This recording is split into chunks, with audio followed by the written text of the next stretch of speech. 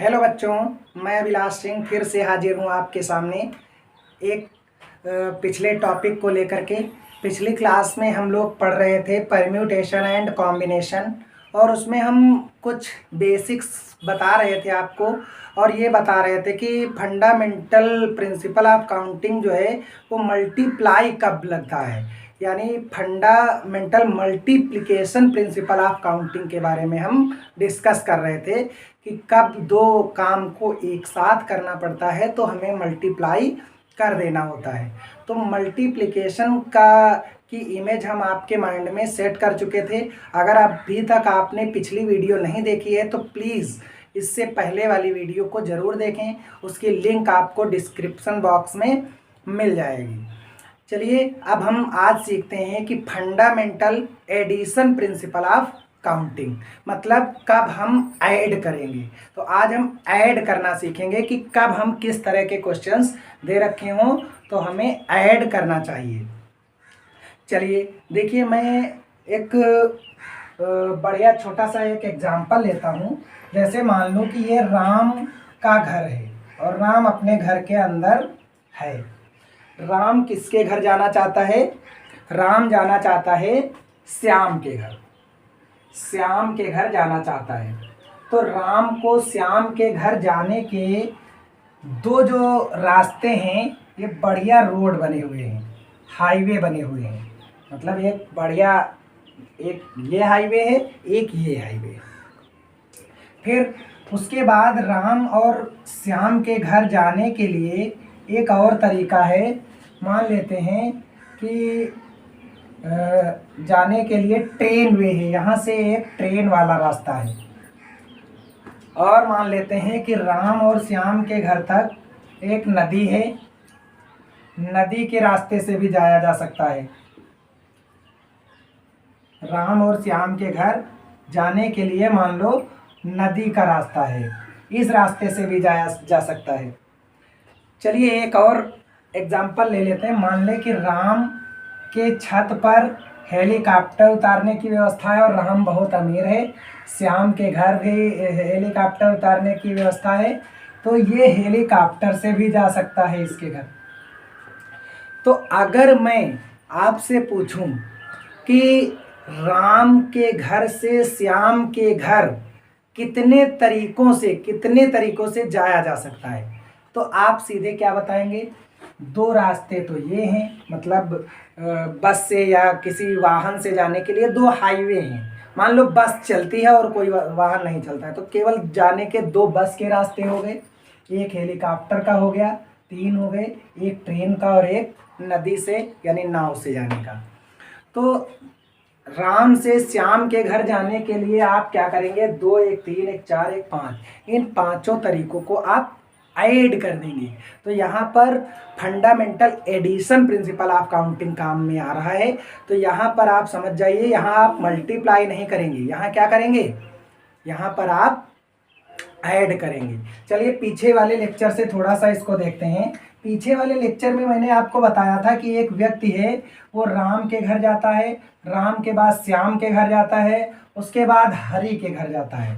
मतलब एक काम तो उसके पास था, राम के घर से श्याम के घर, मतलब पहले राम के घर पहुंचना। ये जो व्यक्ति था ये राम के घर पहुंच रहा था, फिर राम के घर से श्याम के घर पहुंच रहा था, श्याम के घर से हरि के घर में पहुंच रहा था।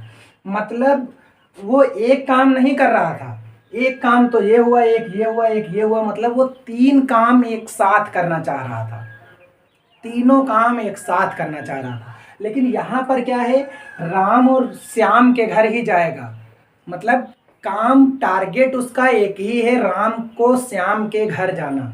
तो जब काम एक ही हो तो उसके लिए क्या होगा? Fundamental addition principle of counting लगेगा, यानी तब हम आराम से इसको ऐड कर देंगे।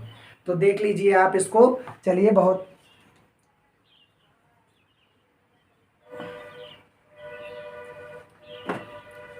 तो अब हम इसके आगे देखते हैं कि अब एक और एग्जाम्पल के थ्रू आपको एडिशन प्रिंसिपल को समझाने का प्रयास करते हैं। ध्यान से देखिए, मॉडल के थ्रू शायद आप ज़्यादा आसानी से समझ पाएंगे।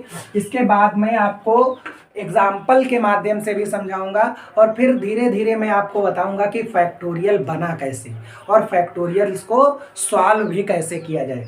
ध्यान से देखिए, अब मैंने देखा कि एक हमारे पास क्या है, एक लड़का है, ये लड़का है भैया, थोड़ा गुस्से वाला लड़का है ना, गुस्से वाला नहीं, गुस्से वाला नहीं, अच्छा लड़का बना देते हैं। अच्छा क्यों बना रहे हैं अभी मैं बताता हूँ।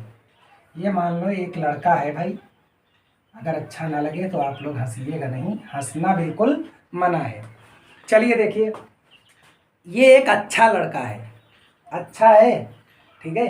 तो इसके पास मान लो घर की, इसके घर में जो है 4 बॉक्स हैं, 4 बॉक्स हैं, मतलब 4 बॉक्स मान लो या 4 अलमारी मान लो, छोटी छोटी सी। इन 4 अलमारी में इसके पास क्या रखी हैं, इसके पास रखी हैं चॉकलेट्स। क्या रखी हैं? चॉकलेट्स। मान लो इसके पास यहाँ पर बढ़िया एक डेयरी मिल्क चॉकलेट रखी है, एक 5 स्टार रखी है, एक किट कैट रखी हुई है। मान लो इसमें 3 चॉकलेट्स हैं। इसमें बढ़िया एक वो जो गोल गोल सी आती है ना, एक ऐसे जो बिस्किट वाली आती है, या कैसी भी हो, चॉकलेट से मतलब है। इसमें इसके पास कितनी है? 5 चॉकलेट्स हैं। इसमें इसके पास 3 चॉकलेट हैं, 4 मान लेते हैं। इसमें मान लो इसके पास ऐसी एक चॉकलेट बनी हुई है, और एक मान लो इसमें ऐसी चॉकलेट है। इसमें मान लो 4 चॉकलेट्स हैं। अब ये जो है इसका नाम भी कुछ रख दें। चलिए, नाम वाम नहीं रखते हैं। ये लड़का अच्छा है, अच्छा इसलिए बोल रहे हैं क्योंकि ये केवल एक ही चॉकलेट लेना चाहता है, क्योंकि छोटे बच्चों को अगर चॉकलेट लेने के लिए बोल दें तो उनको तो पूरा ये सारी चाहिए। तो ये जो है एक चॉकलेट खाना चाहता है। तो बेटा इसमें ये क्या करेंगे, ये एक चॉकलेट खाना चाहता है, तो इसके लिए क्या होगा, ये या तो इस बॉक्स की 3 चॉकलेट में से कोई एक ले सकता है, 3 में से कोई भी एक ले सकता है ना। तो इसके पास इस बॉक्स में चॉकलेट खाने के तरीके कितने हो गए? 3 हो गए। अब ये अगर चाहे तो इसके लिए भी फ्री है। इसमें 5 चॉकलेट्स हैं तो 5 तरीके इसके यहाँ से हो गए, और इसमें कितनी चॉकलेट्स हैं? 4 हैं, तो 4 तरीके इसके यहाँ से हो गए। और इसमें कितनी चॉकलेट्स हैं? इसमें भी 4 हैं, यानी 4 तरीके इसके यहाँ से हो गए।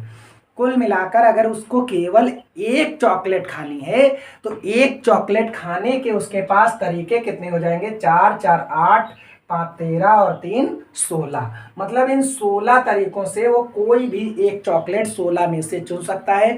तो यहाँ पर हमको ऐड करना पड़ा। समझ पा रहे होंगे आप। मल्टीप्लाई कब करेंगे? जब 2 कामों को एक साथ साइमल्टेनियसली, एक से अधिक कामों को करते थे तब मल्टीप्लाई करते थे। लेकिन ऐड, यही तो है इस चैप्टर में एक यही अच्छी बात है, इसको आपको समझना है। अगर आप इसको समझ गए कि कहाँ पर प्रिंसिपल ऑफ मल्टीप्लिकेशन लगेगा, कहाँ पर एडिशन प्रिंसिपल लगेगा, 2 चीज़ें अगर आपको समझ में आ गई तो धीरे धीरे आप इस चैप्टर की ओर मान के चलिए सीखना शुरू कर चुके हैं। अब इसके बाद हम एक एग्जाम्पल लेते हैं, एक न्यूमेरिकल मतलब एक क्वेश्चन लिखते हैं यहाँ पर, और उस क्वेश्चन को लिखने में थोड़ा सा टाइम लगेगा, तो देखते रहिए आप लोग। मैं एक क्वेश्चन लिखने जा रहा हूँ। देखिए, ये मैंने एक क्वेश्चन लिखा है। तो इस क्वेश्चन में क्या है, 5 लेटर्स को 5 मेल बॉक्स में कितने भिन्न भिन्न तरीकों से भेजा जा सकता है। तो ध्यान से देखिए, यहाँ पर ये जो है हमारे पास 5 मेल बॉक्स हैं।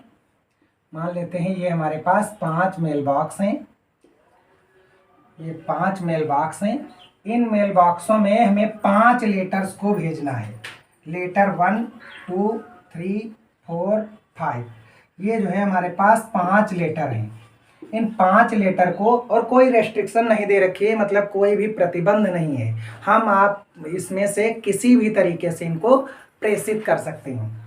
तो ध्यान से देखिए, इस लेटर को अगर हमें क्या करना है, इस लेटर को प्रेषित करना है यानी भेजना है, तो इसको भेजने के कितने तरीके हो सकते हैं? इसको इसमें भी भेज सकते हैं, इसमें भी भेज सकते हैं, इसमें भी और उसके द्वारा भी, यानी टोटल इस लेटर को भेजने के तरीके कितने हैं हमारे पास? 5 हैं।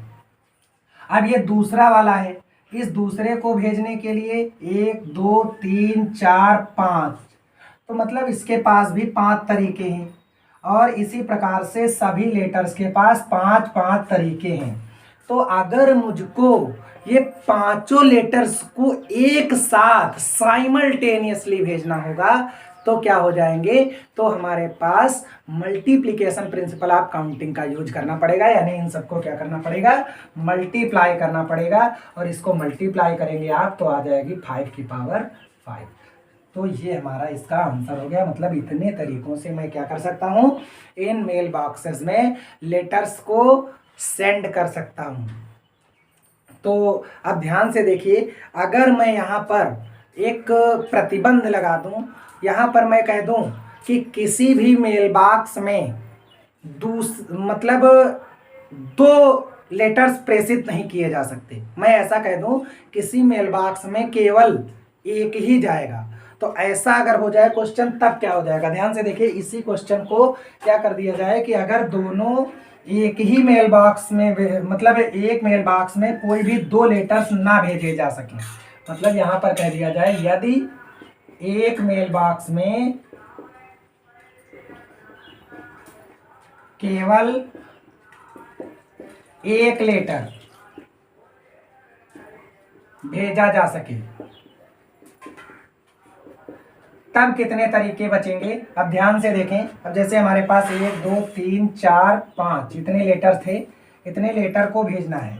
अब पहले लेटर को प्रेषित करने के पास हमारे पास कितने तरीके हैं? 1 2 3 4 5, तो पहले के लिए हो गए 5, ठीक। अब दूसरे लेटर को भेजना है तो पहले को मान लो तुमने इसमें से भेज दिया, कहा जाओ। अब दूसरा उसमें नहीं जाना चाहिए, दूसरा नहीं जाएगा तो दूसरे के पास कितने तरीके बचे? या तो इसमें, या तो इसमें, या तो इसमें, या तो इसमें, 4 में से किसी में भेज सकता है। तो इसको भेजने के तरीके कितने हो गए? 4। इसी प्रकार से जब तीसरा भेजेंगे तो ये 2 भर चुके हैं, इसके पास 3 ही बचेंगे। इसी प्रकार आगे चौथे के पास 2 ही बचेंगे और पांचवें के पास केवल लास्ट वाला 1 बचेगा, यानी उसको केवल एक तरीके से भेजा जा सकता है। तो इसका मल्टीप्लिकेशन आप करेंगे तो कितना आ जाएगा? 5 चौके 20 या 60 दूनी 120 तरीकों से भेजे जा सकते हैं। तो बस क्वेश्चन में ही कुछ छिपा होता है जिसे आपको समझना है कि कब हम मल्टीप्लाई करें, कब हम उसमें क्या रूल लगाएं। अब यहाँ पर ये 5 फैक्टोरियल बन चुका है। मैं आगे बताऊंगा कि ये फैक्टोरियल है क्या वास्तव में। अभी मैं कुछ क्वेश्चंस को धीरे धीरे से करा रहा हूँ, अभी आप इंजॉय करते रहिए और उसको समझते रहिए। फिर मैं दिखाऊंगा कि ये फैक्टोरियल कैसे बना और इसको क्यों बनाया गया, इसका यूज ही क्यों लिया गया। तो आशा करते हैं कि ये क्वेश्चन आपको समझ में आया होगा। अब एक और क्वेश्चन लेते हैं और समझते हैं कि उसको कैसे सॉल्व किया जाएगा। तो अगला क्वेश्चन मेरा ये है कि 5 व्यक्तियों को 7 कुर्सियों पर कितने भिन्न भिन्न तरीकों से बिठाया जा सकता है। अब हमारे पास व्यक्ति हैं 5 और कुर्सियां हैं 7, उनको बिठाने के कितने भिन्न भिन्न तरीके हो सकते हैं, चलिए देखते हैं और समझते हैं इसको। तो क्या हो गया हमारे पास, मान लेता हूं कि ये 7 कुर्सियां हैं। तो भैया कुर्सी बहुत स्टैंडर्ड कुर्सी बन रही है, इसको समझ लीजिए, बहुत महंगी कुर्सी है। तो 6 कुर्सियां हुई, अभी 7 हो गए। चलिए देखिए, अब 5 व्यक्ति हैं। व्यक्ति कितने हैं? 5 हैं, 1 2 3 4 5। व्यक्ति की केवल खोपड़ी बनी हुई है, ठीक है। ये जो है भाई इमोजी वाले, गुस्से वाला है ये मान लेते हैं, हंसने वाला है, ये मान लो साइलेंट वाला है, और इसके तो दांत निकल रहे हैं। ये कौन है भैया? ये तिलक वाला है।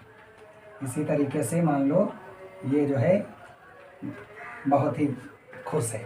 तो ये 5 व्यक्ति हैं, इन 5 व्यक्तियों को इन 7 कुर्सियों पर बिठाना है। तो इन 7 कुर्सियों पर बिठाना, ये जो भैया साइलेंट किलर है इसको बैठना है। सबसे पहले इसको बिठाने के लिए कहा गया।